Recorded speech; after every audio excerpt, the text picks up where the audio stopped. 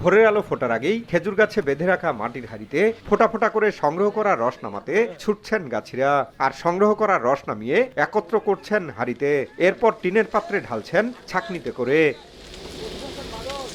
কয়েক ঘন্টা সেই রস জ্বালিয়ে রূপান্তরিত হচ্ছে গুড়ে। পরে টিনের পাত্র থেকে বাগান চত্বরে মাটির ছোট ছোট সাজানো পাত্রে ঢেলে কিছুক্ষণ ঠান্ডা করলেই পরিণত হয় ঢিকা গুড়ে। আর তৈরিকৃত সুস্বাদু গুড় ক্রয় করতে দূর দূরান্ত থেকে ছুটে আসছেন ক্রেতা ও ব্যবসায়ীরা।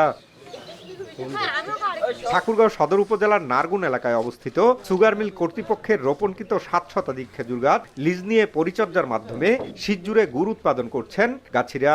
শীতে পিঠাপুলি তৈরিতে খেজুর গুড়ের ব্যাপক চাহিদাও রয়েছে। তবে খাঁটি গুড় তৈরিতে চিনি মেশানোর অভিযোগ করেছেন অনেকে।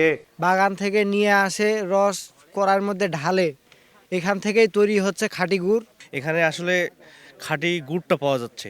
আসলে বাজারে তো সাধারণ মানুষের পক্ষে চেনা সম্ভব না, আসল না নকল। গুড়ের যে একটা সুগন্ধ পুরা এলাকা ভরে গেছে। গুড় অনেক খাঁটি দেখলাম, গাছ থেকে ডাইরেক্ট রস পেরে আনে ডাইরেক্ট চুলায় উঠাই দিচ্ছে। নিজের চোখে সবকিছু দেখে খুব প্রশান্তি লাগতেছে। এটা একটা আনন্দ আর কি। আমরা যেটা জেনেছি যে এখানে চিনি দিয়ে খেজুরের গুড় তৈরি করা হয়, এটি যাতে প্রশাসন অবশ্যই তদারকি করে এবং যাতে মানুষ যাতে প্রতারিত না হয়। অনেক দূর দূর থেকে মানুষ আসে খাঁটি গুড়ের আশা এখানে যেটা জানা যায় আর কি, যে এখানে চিনি মিশ্রিত গুড় ওরা তৈরি করে।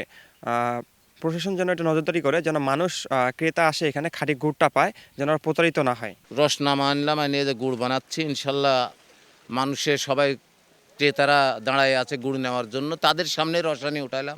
প্রতি বছর এই শীত মৌসুমে আমরা ভালো মানের গুড়, ভালো মানের রস শ্রোতাদের খাওয়ানোর জন্য অবশ্যই আমরা পরিষ্কার পরিচ্ছন্নতাভাবে কাজকর্ম করি।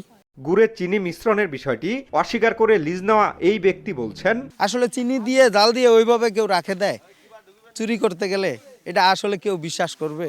আজও সম্ভব? গুড় উৎপাদনকারী ব্যক্তিকে সাবধান করা হয়েছে, মানুষ যেন খাঁটি গুড় পায় তা নজরেও রয়েছে বলে জানান এই কর্মকর্তা। যে সকল কাজের কারণে ভোক্তা ক্ষতিগ্রস্ত হয় স্বাস্থ্যগতভাবে এবং আর্থিকভাবে প্রতারিত হয় বা ক্ষতিগ্রস্ত হয়, সেই কাজগুলো যাতে তারা না করে এই জন্য তাদেরকে সতর্ক করা হয়েছে। এরপরেও যদি তারা এই জাতীয় কর্মকাণ্ড করে থাকে তাহলে আমরা তাদেরকে আরও কঠোর শাস্তির ব্যবস্থা গ্রহণ করি।